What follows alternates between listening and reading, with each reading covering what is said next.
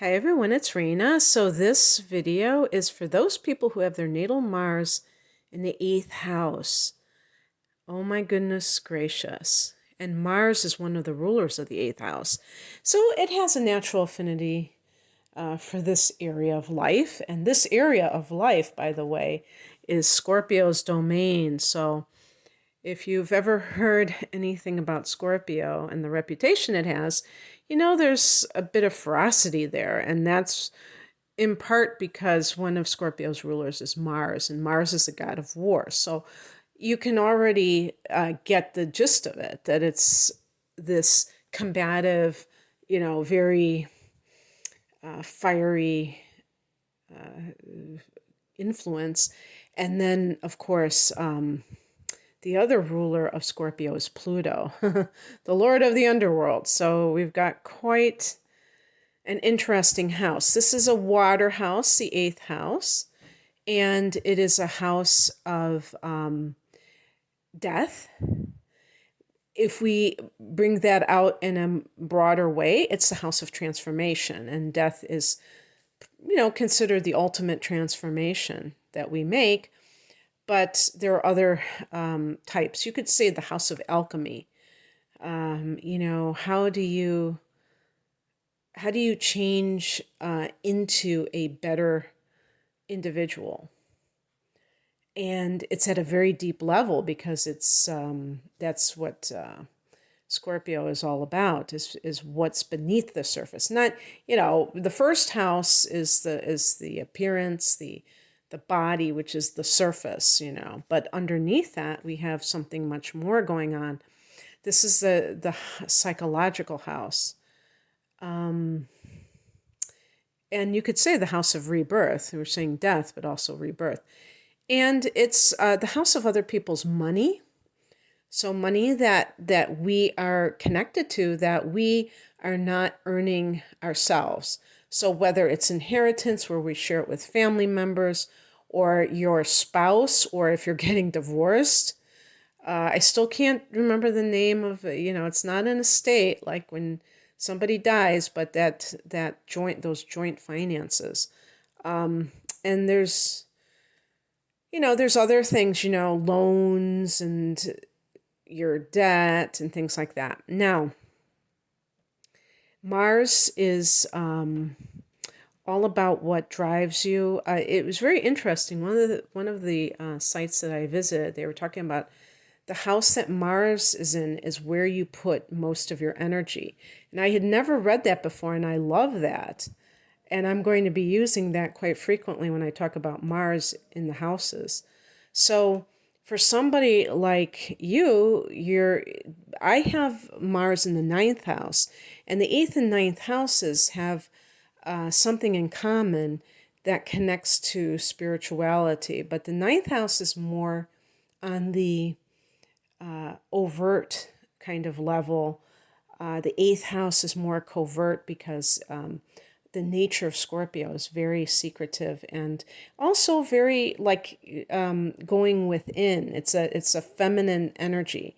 So the 3 water houses, the 4th, the 8th, and the 12th houses, they are going to be feminine because water is a feminine element. And so they deal with internal matters. And the 9th house is fire, so it's masculine. But they do share in common this love of exploring spirituality. And with you having it in the 8th house, it's more of that magical. Sometimes, I'll get into that in a minute, because it can, if a person is a little bit too controlling, they might be tempted by black magic and things like that. I'm saying this on my own. I did not read this in the sites that I visited. So I want to give a shout out to the 2 sites that I used to compile this list: advancedastrology.com and Astral Religion. I think that was the name of it.com. And most of it, I think, was Astral Religion. I really resonated with their what they mentioned. But one of the key points of somebody with Mars in the eighth house is that the eighth house can be crisis, trauma. So Mars is this ability to survive and the will to live, to survive crisis situations. What this can imply, especially if you have another tough planet in the eighth, like Saturn or especially Pluto, the other ruler of Scorpio, Pluto, is that you may feel this sense of life being a series of crises, traumas, and you are like, I was going to say you're like a cockroach. You survive even a nuclear blast. But I mean the emotional nuclear blasts in your life. You survive them because there's a bravery with Mars. There's a resiliency. And there's a will to live with this placement. I don't think it's irony. It's probably more paradoxical situation is that Mars can be very much the daredevil, rash, doing things too much without thinking first. And with this combination, and I thought of this on my own, and then I actually read it, that this could be somebody who deliberately engages in risky behaviors in order to cheat death, in order to kind of test out their immortality or something like that. And I was thinking of Jim Morrison. I don't think he did not have Mars in the eighth house, but he had Neptune in the eighth, and I think he had another planet like Venus. But he balanced on like a balcony that was really high, and he was probably high too, very high himself.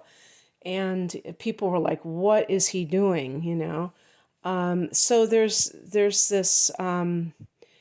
Even though he didn't have it, I'm illustrating that type of tendency. He had other planets in the eighth, so sometimes maybe that can do it. And remember too that whatever sign your Mars or other planets are in, or whatever aspects they make, they can all give similar types of interpretations, because if you have Mars in the eighth house, it's like having Mars in Scorpio.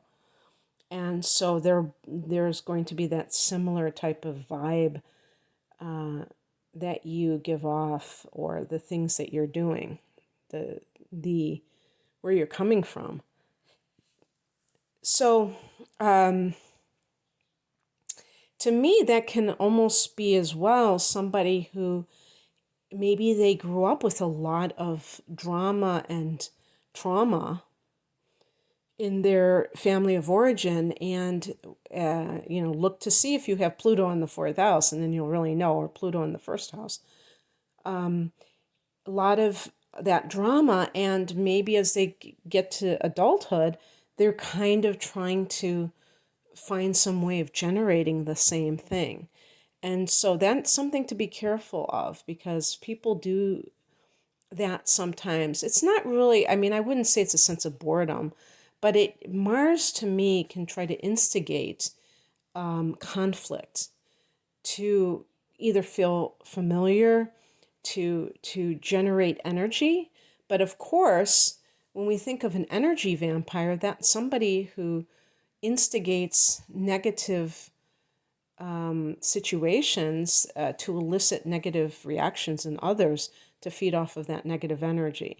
So it can be very detrimental to other people as well, if the person is not in full control of themselves, including psychologically, where they know exactly why they're doing what they're doing. And so if you have a square to Neptune, for instance, a hard angle to Neptune, you have to be very careful. Or if you have Mars in Pisces, where you're not doing things without understanding the full intention, like you're not deluded about your behavior and the origin of it, and what your goal is in doing certain things. Because this position can elicit a strong desire to control others and control situations, either through physical force or by emotional manipulation. And this is because this is a water house, so all water houses are capable of manipulation, but this is, I think, particularly dangerous because Scorpio is the mastermind. Scorpio is the unbelievable chess player. I actually know Scorpio, Sun in Scorpio, who I think competed professionally with chess. But there's that, uncanny ability of Scorpio to really, know what other people are made of psychologically, like they can size people up. And so if you have your Sun in Scorpio as well, or if you have the Sun in the 8th house, I mean, you could have that as well. You may have a very, or the Moon even, just this ability to penetrate into somebody else's psyche and to figure out what makes them tick. Mercury in the 8th, Mercury in Scorpio, Mercury in conjunction with Pluto, all those things. So you have to be at a high enough level spiritually, full of integrity, so that you will not succumb to the desire, which can be Mars, to try to take advantage of another person, because you know that they're vulnerable, because you know that they are capable of being deceived or whatever the situation is, that you know that you can jerk them around emotionally because they've experienced trauma in their own life, and they that is of a relationship, maybe a past relationship, and you're using that information against them. You have to be above board totally with this placement. And I would say with any placement, I have the Sun in the 8th house. And I am very, very careful of not trying to, be suggestive to people, like if I'm working with clients or anything like that. It's very easy to subtly manipulate people, and that isn't right. Even if you can, it doesn't make it right. So being able to live at the, live in integrity when you're dealing with others. And really what I would say about this, and I usually don't, get, I'm a Sagittarian, so that preachy quality. But I do think that it is important with this placement, that when you're trying to you have a strong desire to transform.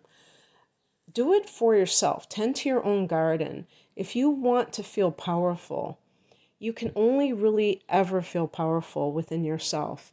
You'll never feel powerful by trying to control others, even if you can. So if you're a parent and you have a child, children are helpless.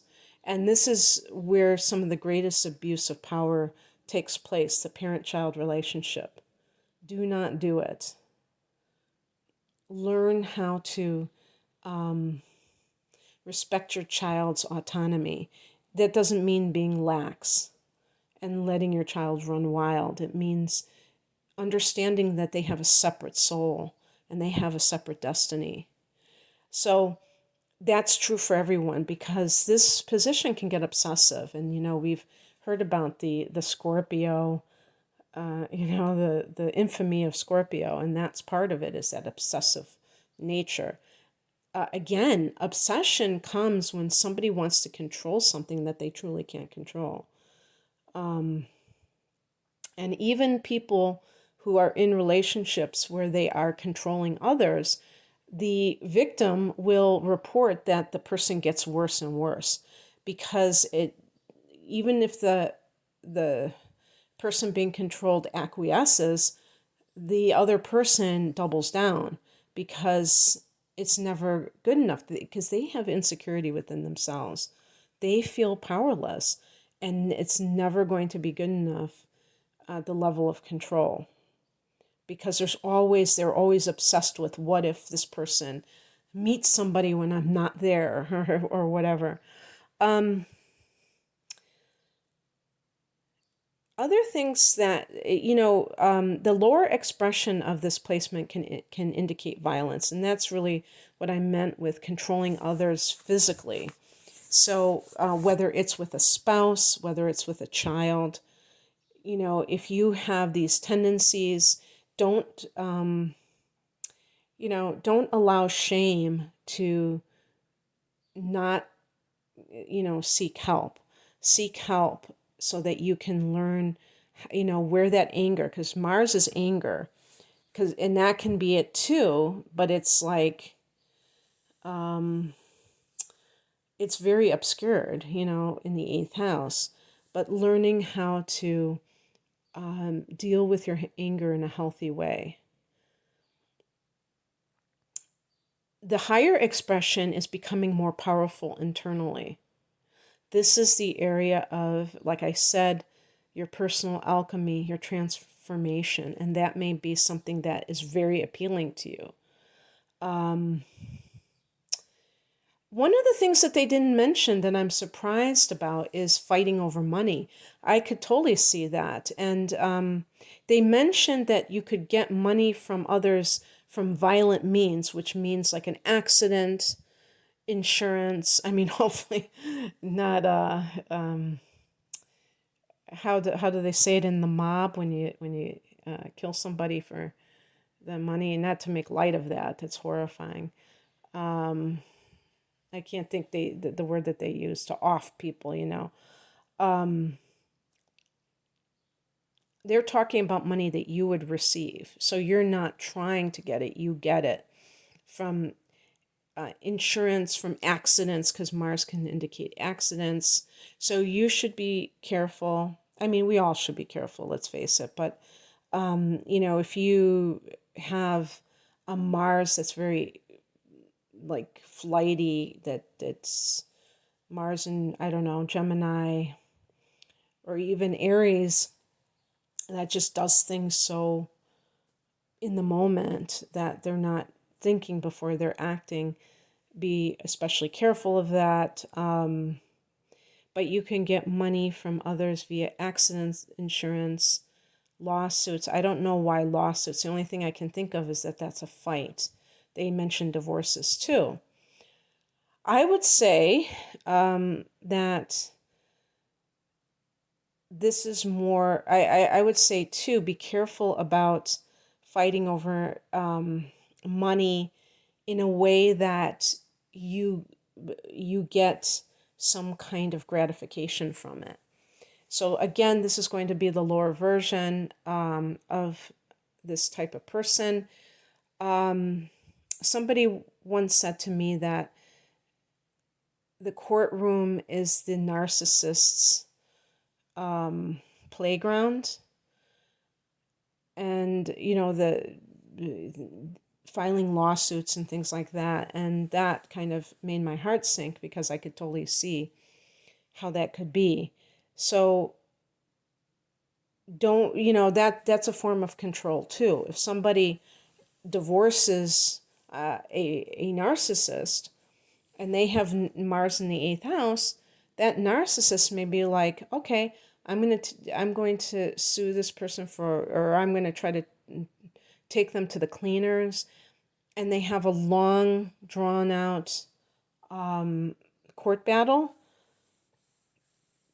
And then what can happen is that the person is trying to keep that other person in their life, by forcing him to be part of this lawsuit. So that's the lower expression of somebody with this position, because control by any means necessary.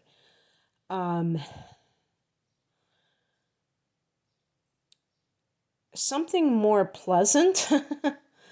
Like I said, the higher expression is becoming more powerful internally. Interest in the occult, this may be where you really pour a lot of your energies into it now. And I don't know if I said this before, but ambitious in an internal kind of a way, which is actually in some cases really good. I could see somebody like this kind of staying under the radar and then kind of emerging, and they have all their ducks in a row and they're just like slaying it, career wise, pardon the pun, since this is the eighth house. So the other thing, I was thinking of that term, the mob term, whacking someone. It's not, I mean, it's not funny. I mean, it's just horrifying to think of people killing other people for money. And I wasn't implying that anybody with this position would do that. It's actually because this is money that is coming to you, and so it can come through. Since Mars can be accidents, insurance, and also inheritance, probably. That would be a big one as well. They mentioned divorce. I can't see why specifically. But in any case, the other thing that I didn't put down here, but I did see, was they were talking about having a strong sex drive. Mars connects to the libido, and the eighth house is a house of sex. Now, one of the terms that I've heard used somewhere before is sex magic. And that really resonated with me. You could say like tantric yoga, if you want to look at it that way. The point is that there was for a long time, I would see people act like Scorpios are obsessed with sex. And of course, Scorpio has obsessions, and maybe sex can be one of them. But whether they're acting on it is a totally different thing. And there's something very active and physical about Mars.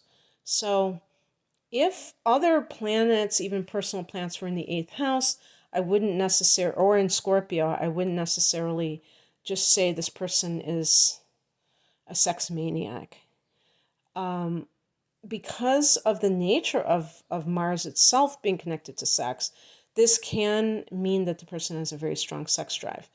However, they may not sublimate it, they may, it's like transform it, be an alchemist about their sex drive, especially if they have it in a sign that is associated with mysticism to begin with. Maybe Mars in Pisces, or Mars in any of the water signs, or maybe in Sagittarius. I don't know. It could be any sign, I suppose.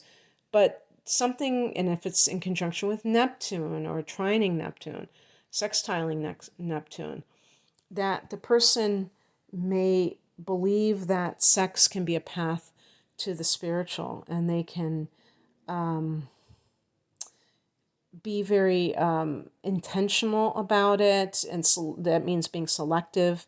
So it's not talking about promiscuity per se, but taking it very seriously as their path. And so if they're very highly sexed, they want to express this energy in a conscious way, in other words. And then the other thing, and this can also be the type of work that you're doing. Maybe you're doing, I was going to say sex work, that'd be like a prostitute, well, maybe.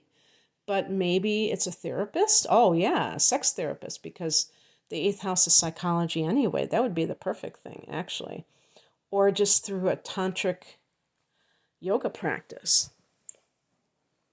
Now, the other thing, too, is that I didn't see anything about being a healer, but I would say for sure anybody with an eighth house Mars who is a conscious individual may find that they have a strong affinity for that type of field, and that can run the gamut. I would say like a shaman, that would be a really, especially if you have a lot of earth in your chart, where you have a strong connection to nature.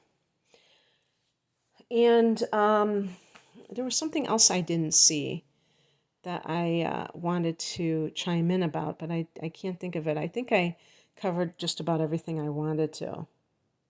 So I'm going to leave it there. I hope that this resonated. If you would like a private reading, the link is below. Thanks for listening. Take care. Bye.